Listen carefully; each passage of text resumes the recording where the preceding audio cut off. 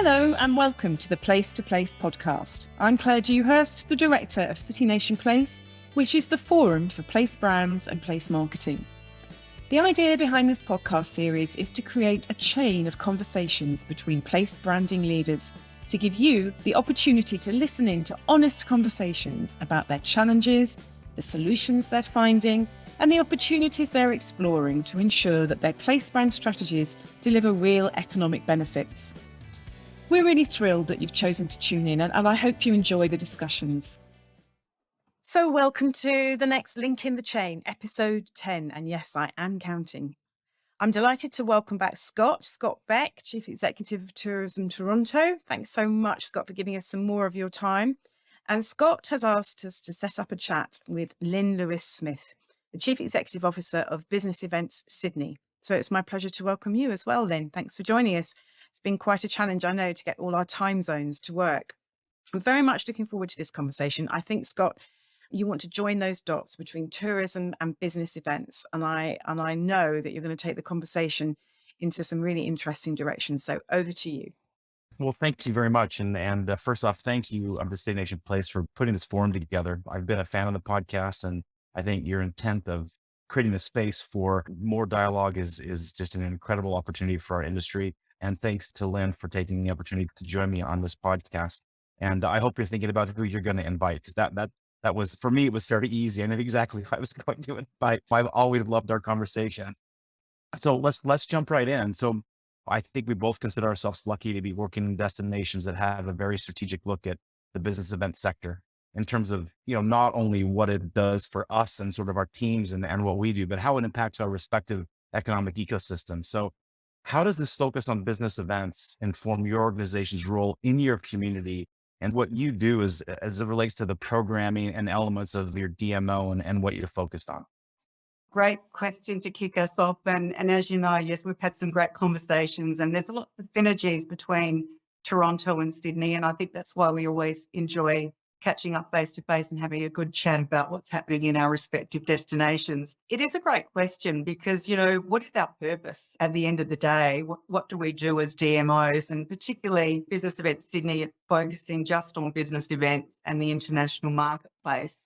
For us, it's really emerging in the issues and challenges of our destination. And if I think of the input that we had to the economic blueprint, the 2040 blueprint, which is our state government's roadmap, if you like, and that is what we sort of focus on in terms of alignment of the types of events that we attract to Sydney. Just for the listeners, it might be really interesting for them just to understand a bit about Sydney. So Sydney is a state in New South Wales in Australia. We've got a population of around 8 million people, and we contribute around 30% of Australia's GDP.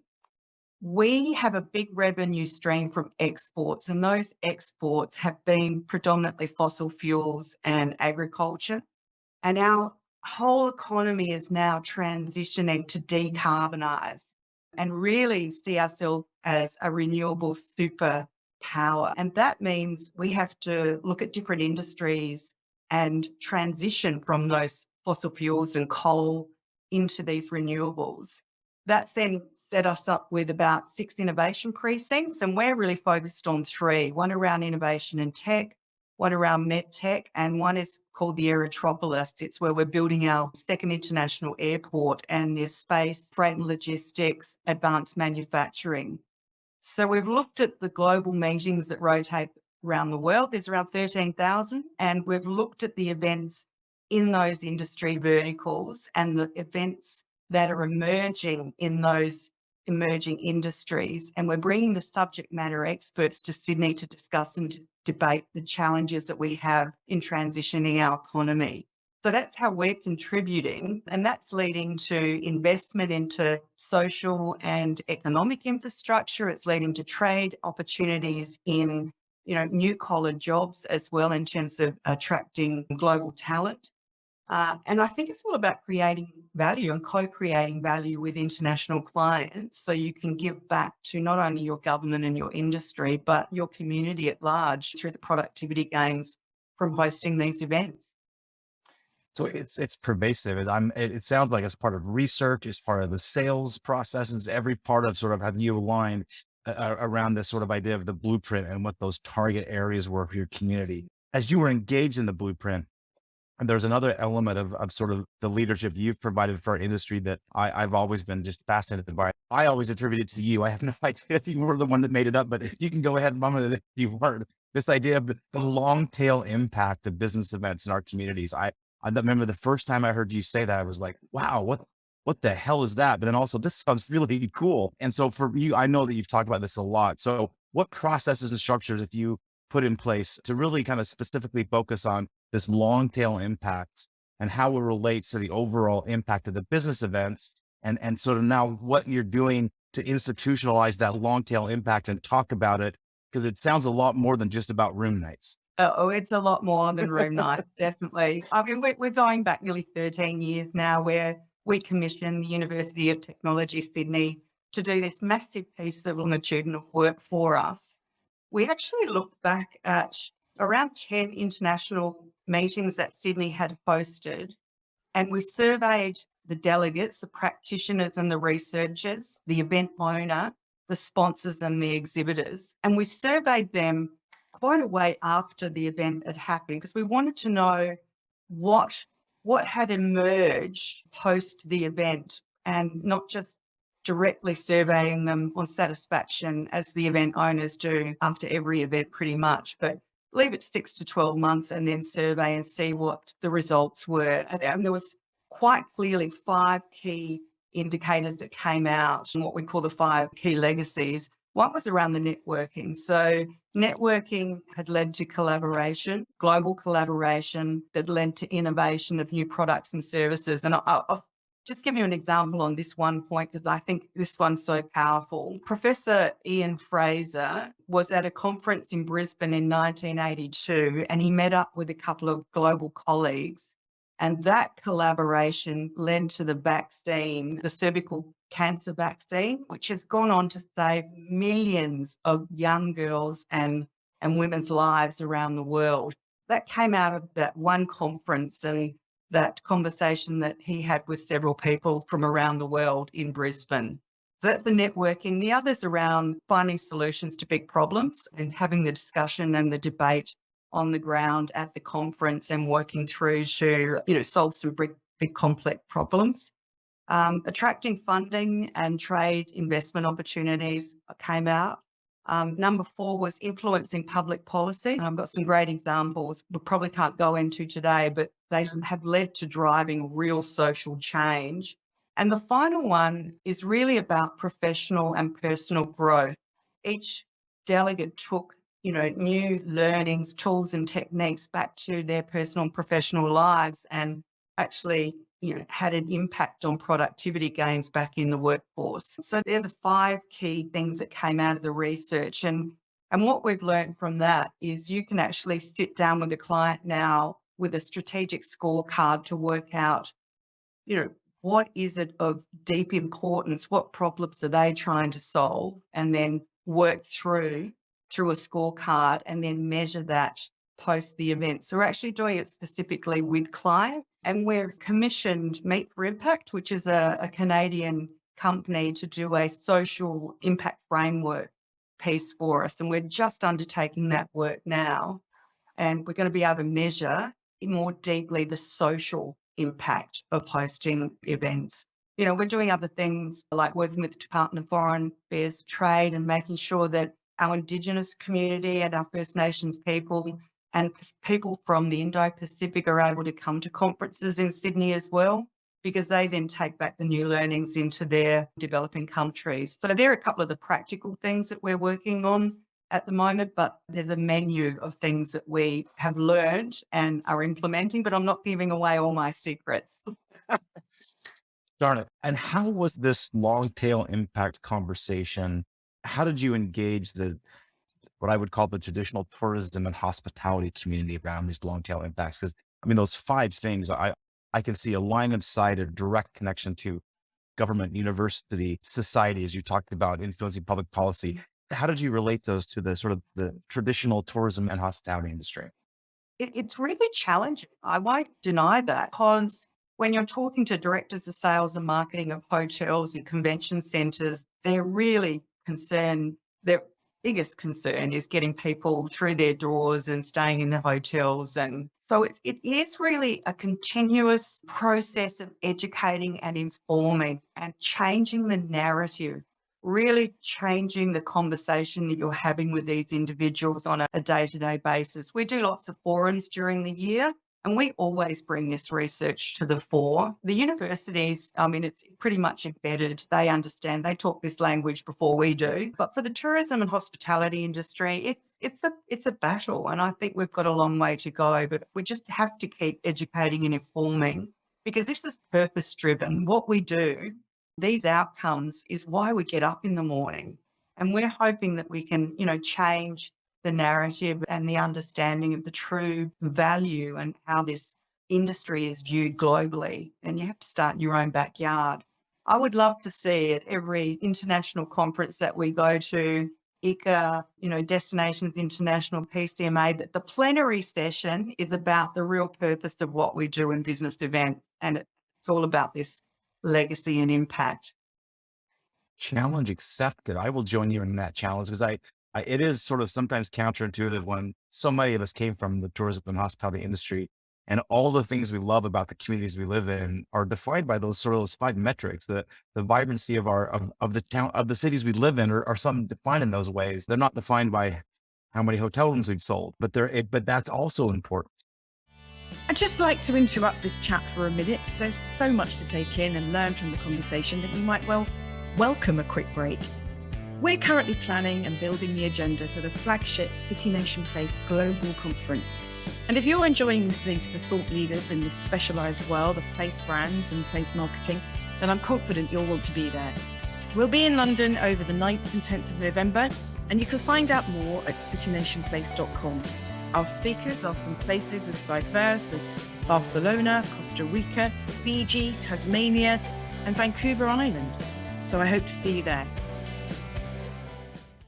Shifting a little bit to sort of the conversations that are going on in our industry right now that are, I think, sort of at their peak in terms of importance around business events. And, I think you and I have shared this idea before, where I'm not sure I like this idea of what's the new normal. Because I know that neither of us think empty convention centers is the new normal. And that's sort of what has been the normal the past couple of years. And I don't find that normal, but certainly what we've gone through has impacted the industry. What impacts from the COVID-19 pandemic do you see as being sort of lasting impacts on the business events industry? The lasting impacts. Maybe I'll just go back one step, because I do agree the new normal. I think we have to build back better than before. That there's no doubt. And what set us up in Sydney really well is we didn't have a convention centre for 3 years. I don't know if you recall, but from 2013 to 16, we demolished our convention centre of 25 years. So we had to really reimagine how we were going to perform in the international market and the type of business that we were going to attract. And so we were pretty prepared for the pandemic, in the sense that we knew we could go straight into scenario planning and work through all the challenges and make sure that we came out the other end a very different organisation and set a fit for the future, basically. But I think the challenges for us now is technology has changed everything. So it's always going to be the fallback. We're doing this podcast now, but I can choose whether I go to Destinations International in Toronto or I can view it on the screen. So I choose what I want to see, when I want to see it, who I want to meet, where I want to meet. And technology is an option for me, a real option now. And I think that stickiness in behaviour is going to stay, I think, probably forever. Because I know a lot of corporations now, they're meeting their teams online, but they'll meet their clients face to face. So will they choose one conference over another? Will they take their content online? Yeah, I just think that stickiness will stay. And that is what I believe has changed forever. I think from an event owner's perspective, they're looking for co-creation of new and different in destinations. They're really looking for an ease of doing business and smart partners, because they've got some big issues and challenges as well. And they need destinations to partner with them and mitigate some of the risk of not having the numbers of delegates that have come in the past because of the technology options that are available.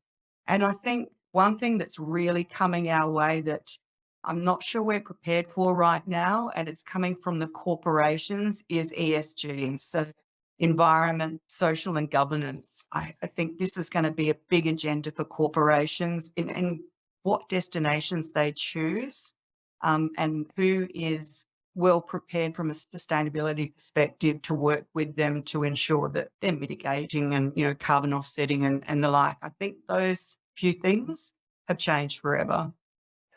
I look back at how people look at technology as such a disruptor, and it is. And a lot of times it is simply providing more choices. And I think that was a very perceptive way of pointing it out, that I can have a little more choice of now how I interact and what and where I spend my time. And I think that's been one of both the biggest benefits of technology, and also one of the areas where it has disrupted, whether that's transportation, whether that's information gathering. And I do hope that the idea of the evolution of technology is one of the lasting impacts of this pandemic, because I also happen to be one that believes one of the most important things we can do from a sustainability perspective, or one of the most important tools we will have to be more sustainable, is technology. It's going to Totally be one of agree. the ways that we're able to do that. And I think as we look at what our roles are in the communities as DMOs, I think many of the listeners of this podcast, and me being one of them, I work in a space that's both leisure and consumer. That's how a lot of North American DMOs are structured. You have a little different perspective, and you noted this sort of kind of very briefly as you introduced business event, Cindy, but what advantages do you think there is to having your organization being solely focused on business events? I see a lot of benefit. I'll come to those, but maybe for the listeners, just to give them an insight into how we are structured. We're a not-for-profit company limited by guarantee. We are predominantly funded by the New South Wales government through a number of streams, but we're a membership base as well. So the tourism and hospitality supply chain are members of Business Events Sydney. Our sole purpose is to secure global meetings for Sydney and those that deliver to the innovation and knowledge economy. And we work with a diverse group of private and public sector stakeholders to do that. Pre-COVID, we were submitting around 100 international bids each year, and we were winning 70% of those and delivering around 200 million Australian dollars a year. So that was a focal point that we really understood our role, our purpose, and what we were to deliver, and only operating in the B2B. So we're really only focused on the business traveller. And so B2B marketing is different to B2C. So we have a sole purpose of focusing on that. And I think we also have the opportunity to, in doing that, is to really highlight the business and innovation brand of Sydney and Australia. Whereas the leisure brand is so strong in Australia on the world stage, we almost get overshadowed. So we've got to work harder to get the business and innovation brand out there. And I'm not sure, it'd be interesting to see what the fight is in, between your two departments within Toronto, because I think there's a lot of fighting for resources, financial and human resources, to do work in one area or the other. There is a bit of crossover when you're doing marketing to delegates. Obviously, that could be a B2C component as well as the B2B. But for us, it's really mirroring the client, the destination that we are. And I think the people that we have working for us aren't traditionally from the tourism industry. They're from vertical, they're from economic development. It's a very different makeup to people that have come from hotels. And, we have data scientists and, lots of different types of jobs that aren't represented in the tourism sector. So, I think the independence, the agility, the freedom of decision making, and having an independent board really helps. So we have 3 member directors, but the majority are independent directors. These are professional, non-executive directors across other industries, and they bring a lot of value to us as well. I love the idea of the ability to focus, and the way you've defined the impact of business events and the connectivity of the economy and all of those factors. I think when you talked about the battles or the fights, it does really come down to resources. And I say this with a lot of respect for the destination I represent. And you just noted it, the destination appeal that Australia has is really high. And that is the one area that does sort of help in our space, is that we still have to do a little bit of more work on the destination appeal. And those elements flow to B2B to B2C. They flow really easy. Those elements of why it's a great place to visit as a leisure visitor or as a business events delegate. If those things do kind of translate very well, but you never have enough. I think that's the biggest struggle. I mean, I know that you never have enough either, but you never have enough to balance the B2C and the B2B worlds, because the B2C world is really, you can spend a lot of money and have a little bit of impact. And conversely, you can spend a little bit of money on the B2B stuff and have a really, really big impact for what they bring into your community.